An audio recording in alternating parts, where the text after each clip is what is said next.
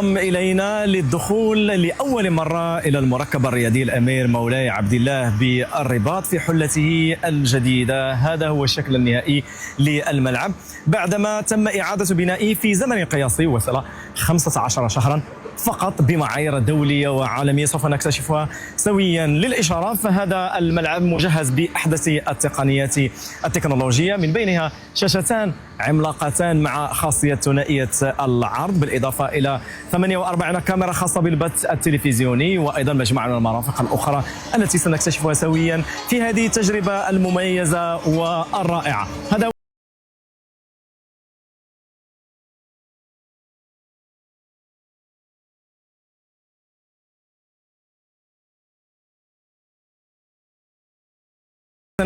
في الولوج إلى الملعب من خلال تجربة خاصة. نفرض بأن هذا هو المدخل الخاص المرقم في تذكرة المباراة.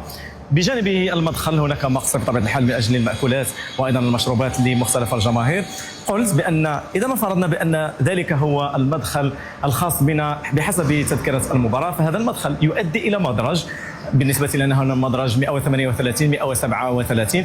هذا المدرج يؤدي إلى المقاعد. القصة لن تنتهي هنا. قبل ذلك في خلال جولتنا بالملعب اكتشفنا بأن على طول جنبات الملعب هناك أماكن مخصصة لذوي الاحتياجات الخاصة، بحيث أن هذا الملعب يستجيب لمعايير الفيفا وخصص 1% من سعة الملعب لذوي الاحتياجات الخاصة، بأماكن مخصصة لكل شخص على حدة، وأيضا كراسي للمرافقين. واصل جولتنا من أجل اكتشاف كيف نلج الملعب بحسب التذكرة. هذا هو المدخل للمدرجات، فهناك أيضا صف خاص بكل تذكرة مرقم أو موضوع بحسب الأرقام أو بحسب الحروف التي مثلا إذا ما اعتبرنا بأن التذكرة توحي أو تشير إلى الحرف S الموجود هنا، ونفترض مثلا بأن التذكرة رقمها هو أو المقعد المخصص بالتذكرة هو 19، فالرقم 19 موجود على هذا الكرسي، وبالتالي فإن المقعد الخاص بخلال متابعة المباراة هو رقم 19 من خلال المتابعة ومن خلال أيضا كل ما أعطتني التذكرة من إرشادات. للإشارة فكل المقاعد المخصصة هنا كما قلنا فيبلغ عدد المقاعد 68,067 بالضبط. بالنسبة لعدد المقاعد، كل المقاعد هنا رؤية الزاوية واضحة تماما بالنسبة لمحيط الملعب، ولا عائق واحد بالنسبة للمشاهدين وهو أو المتفرجين، وهو واحد من المعايير الخاصة التي توصي بها دفاتر التحملات بالنسبة للفيفا. الملعب يخصص تجربة فريدة من نوعها، ويخصص أيضا رحلة شيقة من أجل متابعة مباريات المنتخب الوطني عبر هذا الفضاء والملعب الرائع.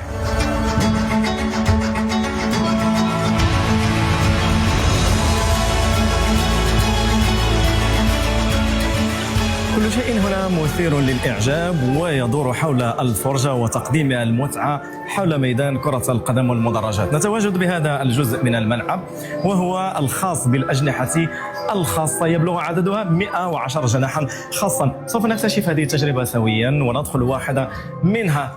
هكذا هو الجناح الخاص، هذا الذي ولجناه حاليا يعني بكل وسائل الراحة مضمونة. هنا يعني مقاعد بمختلف الأشكال ومقاعد تطل على الملعب، وأيضا شاشة عملاقة هنا بالنسبة لأصحاب هذا الجناح الخاص. والتجربة تؤدي أيضا إلى الملعب من أجل متابعة المباراة مباشرة من هنا من المقاعد، أو حتى الإطلالة على الشرفة من هنا بالنسبة لمختلف المرتادين لهذا الجناح الخاص. تجربة فريدة من نوعها تطل على الملعب مباشرة بطريقة حديثة وتحترم المعايير الدولية وتجعل من الملعب فضاء للاستمتاع أيضا.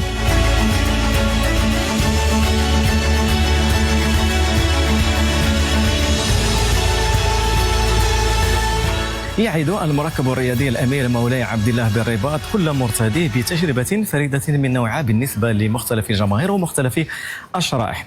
نتواجد الآن بواحد من الصالونات المخصصة لكبار الشخصيات. كما ترون فهذا الصالون تم تهيئه وإعداده لكبار الشخصيات الوافدة على هذا المركب لمتابعة المباريات بطابع مغربي وبألوان مغربية تتيح الراحة لكل مرتدي أثناء وبعد المباراة. هذا الصالون يؤدي مباشرة إلى أرضية الملعب كما تتابعون أرضية الملعب، وأيضا الكراسي المخصصة للجماهير، وأيضا لهذه الفئة الخاصة من الجماهير، أقصد كبار الشخصيات. سوف أتخذ مقعد مريح جدا بألوان يعني أكثر من رائعة وتتيح الرؤية بشكل جيد بالنسبة لمختلف أركان الملعب كما سوف تتابعون.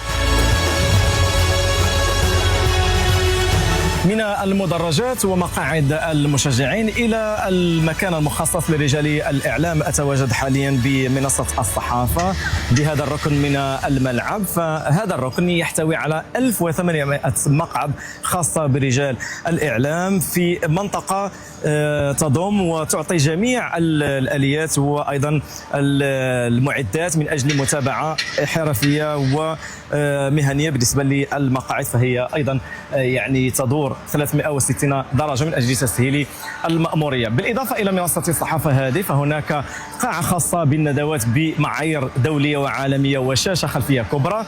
توجد أيضا مجموعة من الاستديوهات الخاصة بالمقابلات الصحفية، وأيضا منطقة مختلطة من أجل إجراء اللقاءات مع اللاعبين في ظروف مهنية جد عالية وحرفية. هذه هي منصة الصحافة، وبالتالي فهي دعوة لرجال الإعلام بأن كل الظروف هنا مواتية من أجل تقديم الخبر وأيضا تحليله من خلال هذا المركب الرائع والجميل، مركب الأمير مولاي عبد الله. وصلنا إلى منطقة مهمة داخل هذا الملعب، مستودع الملابس. مستودع ملابس المنتخب الوطني على هذه الشاكلة. كل أسماء لاعبي المنتخب الوطني حاضرة عبر هذه الصور، كل لاعب بمكانه الخاص وأيضا بخزانته الخاصة، وأيضا طاولة لموضوع رهن إشارة كل اللاعبين بطبيعة الحال من أجل يعني تسهيل المهمة في الظروف الملائمة حسب المعايير الدولية. نواصل الجولة من هذا المكان الرائع إلى مكان آخر خاص بعملية الاستشفاء للاعبين. كما تلاحظون هذه الآلة الخاصة بالاستشفاء بعملية جعل اللاعبين يدخلون مرحلة الاستشفاء السريع. دائما في هذه المنطقة الخاصة سوف نواصل المسير إلى جانب آخر. هذه المرة يتعلق الأمر بمكتب المدرب وليد الركراكي وضع رهن إشارته.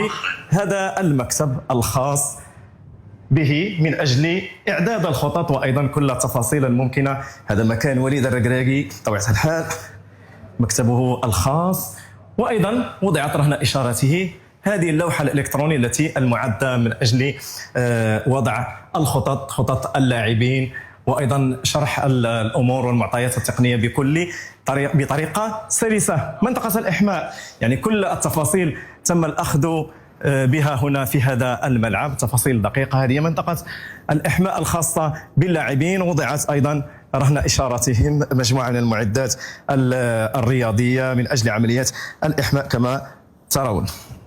هذه هي المنطقة يعني الأمور الخاصة بمنطقة أو بمستودع ملابس اللاعبين. الوجهة الآن إلى أرضية الميدان. بعد عملية الإحماء يتجه اللاعبون إلى أرضية الملعب، وهذا هو ما يجعلنا نكتشف مستجدات وأيضا التقنيات المستعملة الجديدة لعشب الملعب. سوف أعطيكم بعض التفاصيل المتعلقة بهذه الأرضية التي تعتبر الأول من نوعها على مستوى الإفريقي، والتي تستعمل من أجل يعني أرضية الملاعب بالأندية العالمية الكبرى. هذه الأرضية فهي مكونة من نوعين من العشب، عشب طبيعي وعشب اصطناعي والياف اصطناعيه ما يسمى بالإبريد، وتستعمل في ذلك مجموعه من التقنيات لصيانته، مثل هذه المجسات لإعطاء المعلومات الدقيقة حول هذا العشب. هذه المجسات تقوم بتحديد أو بإعطاء بيانات متعلقة بجودة التربة، بالإضاءة، بدرجات الحرارة. موجودة واحدة هنا في الجهة المقابلة، موجود مجموعة من المجسات هناك يتم وضعها على جنبات الملعب أو داخل أرضية الميدان من أجل الحفاظ على هذا العشب في أفضل الظروف وجعله يعني بساطا أخضرا بالمعايير العالمية الكبيرة. فقط معلومة أخرى، تحت هذه الأرضية هناك غرفة لتخزين المياه من أجل ريه وأيضا من أجل جعله في أحسن الظروف العالمية المتعارف عليها كما تحددها لجان الاتحاد الدولي الفيفا. هذه الأرضية كما قلت هي الأولى من نوعها على مستوى الإفريقي، وتعتبر من تستعمل أحدث التقنيات المتعلقة بأرضية وعشب